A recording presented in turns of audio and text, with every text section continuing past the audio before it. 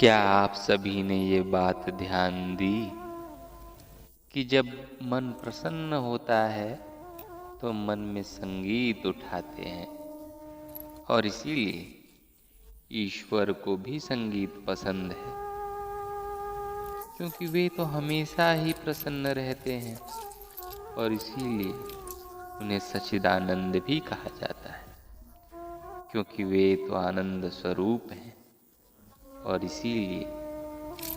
हमारे गिरिधर हमेशा मुस्कुराते रहते हैं। और उनके जीवन को यदि ध्यान से देखें तो हम पाएंगे कि उनके जीवन के महत्वपूर्ण कालखंड में उनके पास मुरली है, और उस मुरली पर सुंदर धुन है, और ऐसी सुंदर धुन है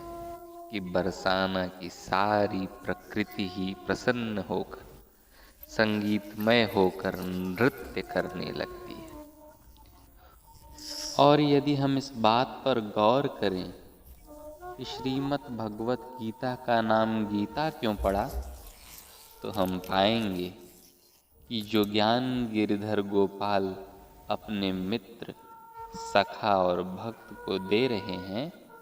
वो इतने आनंदित होकर दे रहे हैं कि सारा ज्ञानामृत संगीत के रूप में निकल रहा है। और इसीलिए यहाँ पे श्रीमत का अर्थ दिव्यता से युक्त, भगवत का अर्थ भगवान श्री कृष्ण, और गीता का अर्थ उनके मुख से निकला गीत और संगीत रूपी ज्ञान है। और इसीलिए ईश्वर गीता में कहते भी हैं, वेदानाम साम वेदोस्मि देवानामस्मि वासुवः, कि मैं वेदों में सामवेद हूँ, संगीत का वेद, गीत का वेद, प्रकृति में मधुर धुन हूँ मैं। और इसीलिए मेरी ये राय है कि सदा मुस्कुराते रहिए, आनंदित रहिए और गुनगुनाते रहिए और राधे राधे बोलते रहिए।